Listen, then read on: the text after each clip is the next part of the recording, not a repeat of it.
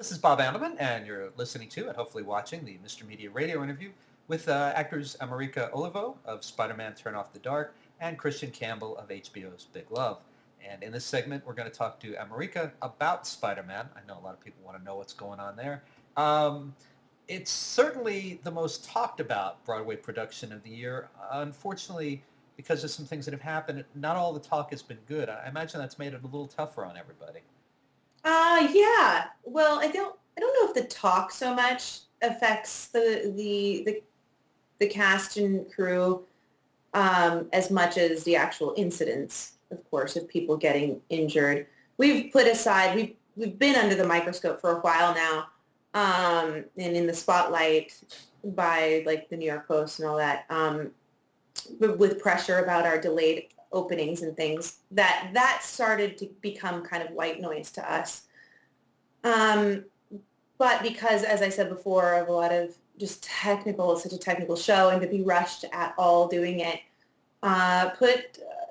made things a bit precarious, and being under the spotlight too. On top of it, just every scratch and nick started getting, highlighted, and then of course we had some bad injuries, but then we had Chris's fall, and then that just was very extremely emotional, and it didn't matter. Nothing mattered about the press at that point. It was more like just trying to keep it together as a group, as a production, and for him, and until we knew that he was okay and that we couldn't move forward. And then as soon as we knew he was going to be fine and was recovering, and then we put everything on pause for a while, had to regroup and have a lot of kumbaya circles and let's do this. And it was really emotional experience. And the whole thing, all in all, has been really emotional. Whatever,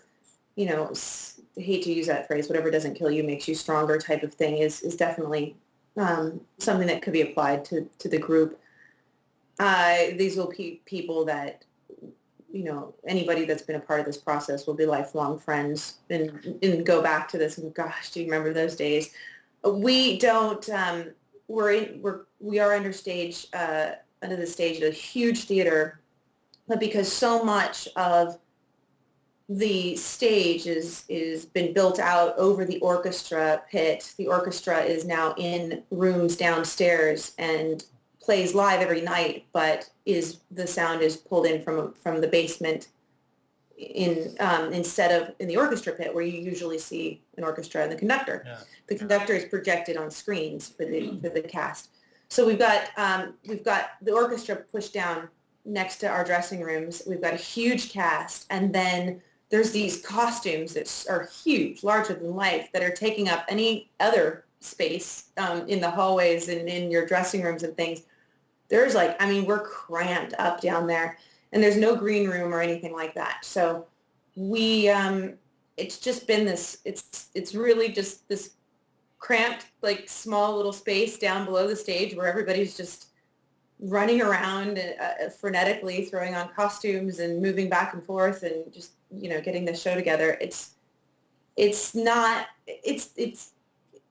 a time we haven't had a lot of time to sit in kumbaya since then or to talk about any of the stuff. It's just sort of like, keep the show going, let's go. And it's not what I thought Broadway would be, but and I don't know if it's a good experience or a bad one or what, but it's an experience right now, and people are coming to the show, and I think that the biggest dream of any performer is, especially a stage performer, live performer, is to be on Broadway and have a packed house every night, and that we have. So it's fulfilling a lot of people's dreams for that reason. Well, it does seem like the public is definitely interested in Spider-Man Turn Off the Dark. I mean, the ticket sales have been phenomenal, despite the headlines and despite everything else that's been going on.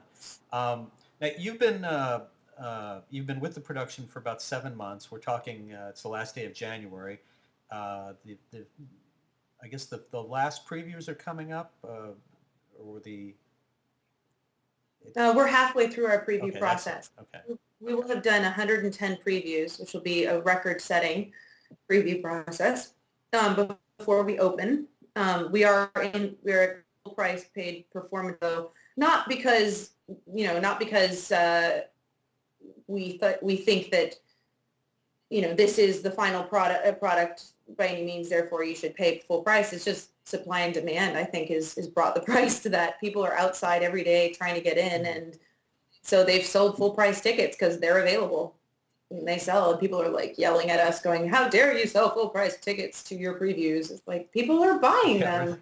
It's an expensive freaking show, man. It costs a lot to run this thing. And let's talk about your part in all this. You've been understudying several roles. Arachne, which is the supervillainess, the arch villain. You also understudy Aunt May. Right. And typecast, clearly. I'm sorry? Typecast. Yeah, right. I think that was, were you a little upset when they said, oh, and we want you to understudy this one? At first, I was thrown off until I found out that Isabel Keating was Aunt May, who is the hottest woman on Broadway. I mean, she's sexy. Wow. And then when I was like, I'm understudying her, yeah, okay then. I could never. She has these outfits. She does a whole bunch of other roles, from mask work as an older woman, in a fat suit and stuff, to Aunt May, to a reporter, a 1940s little hot reporter, and then she does this one as a dancer in a nightclub, and she wears this black dress all the way up to just barely where her bum's going to come out, and she's got these legs just all the way up, just looking gorgeous. She looks like she is 16 or 18 years old, and I'm astonished. And she's my hero. So I am honored to be her understudy and to be remotely in her company. And as an understudy, of course, you don't know from day to day if you're going to go on. And then you did go on. It wasn't the best of circumstances. Can you tell us a little bit about what happened? No, it was horrible. It was our first preview, public performance, and the girl who plays Arachne, who was originally cast as Arachne, who rehearsed it with us, or was with us the whole time. I'm not gonna say rehearsed because we didn't really do a lot of rehearsal before we opened on stage yet. But she got a concussion, a freak thing, because there were just a lot of things that we hadn't worked out, and something happened, and there was a rope, and it hit her head. And I don't know all the details exactly, and I'm not privileged to speak on it. But she got sad. The doctor asked her to, sit out. She went on in the second preview anyway, and then did not feel good at all. The doctor insisted she not go on, and they'd hardly put her in the harness doing the role. No, because we didn't have a lot of rehearsal before we opened on the stage. But I hadn't had any time in the harness on that stage singing, and they looked at me and they were like, we'd never in a million years expected this to happen this quickly. We're so sorry. And I'm like, okay, yeah, I understand. So they're like, are you going to do it? And I'm like, I'll give it a go. I remember saying it's not going to be the Tony Award winning performance, but and I remember getting in the twist. It's like twisty belts, and you're flying over the audience for, as I said, 98% of the performance that Arachne's out there, and she will be 100%. I think by the end of the preview process, when we open, she'll be 100% flown through the whole show. And I remember just like being spun around, and I was like, I didn't even think to ask how to find the monitor where the conductor is. Like, I was like, oh crap, I can't see the conductor. I don't know where I am. And I was in this huge costume and just saying, I just knew the songs, thank God. And the choreography or the staging is pretty much all decided by mechanics on the wires. So the computers are controlling that for the most part. You just have to at least kind of know where you're going so you can anticipate the moves and not be thrown over and over and around. And then have the support to sing, while you're in that harness was something I was learning on the fly, literally. And then ended up doing it. I mean, I did it 9 times in a row. So from preview number 3 to 11 or 12 or whatever it was.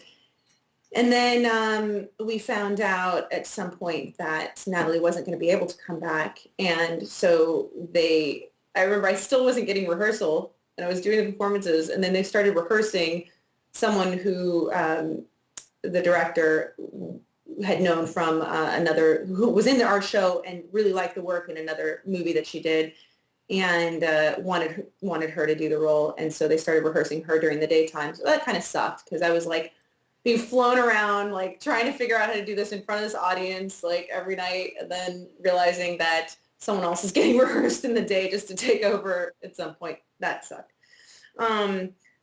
So I just went back to studying my Aunt May and Green Goblin sides in music, and now I do that. And then I do other things like the puppets and stuff backstage and secretaries and reporters and whatever else not, and masked women. And there's a lot to do being the only female actor, singer, swing off, that sitting around. I just wait for someone to call.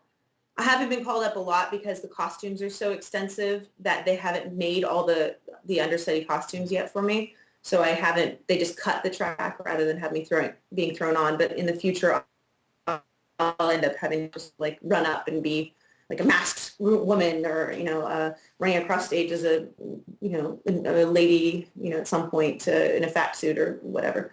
No. So things like that. Well, one day, I imagine the original cast of this production, yourself included, will look back at this and go, wow, we really went through something together. I imagine right now it's kind of a siege mentality, but one day you'll remember this in different terms, I imagine. Yeah, I think definitely, the projects that you're a part of where you're like, there's nobody, everybody loves each other in this cast. This cast is very tight, and there's not a bad, negative one in the bunch. Really, really wonderful, tight group of people. And you just, that we will always remember this and these forever and ever. If we get together and be like, oh my gosh, Spider-Man, definitely. I wish people understood what was going on. What did you say? Yeah, under Broadway, right? That's what we talked about.